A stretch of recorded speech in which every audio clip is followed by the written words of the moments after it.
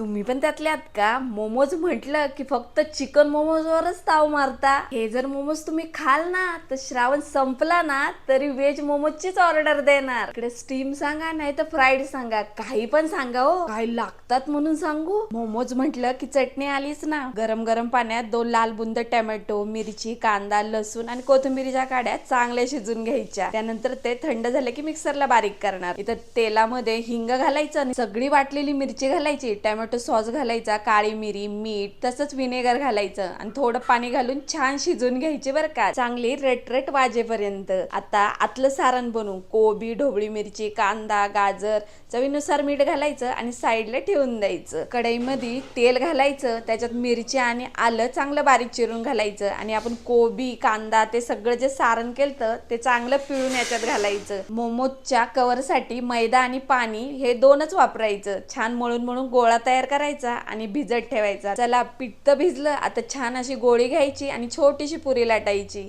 सगळं सारण भरायचं आणि मोमोजचा आकार देऊन छान असा मोमोज तयार करायचा. जसा आपल्याला जमल ना असाच आकार द्या आणि छान असा मोमोज तयार करा. सगळे मोमोज तयार करून झाले की स्टीम करा नाहीतर फ्राय करा.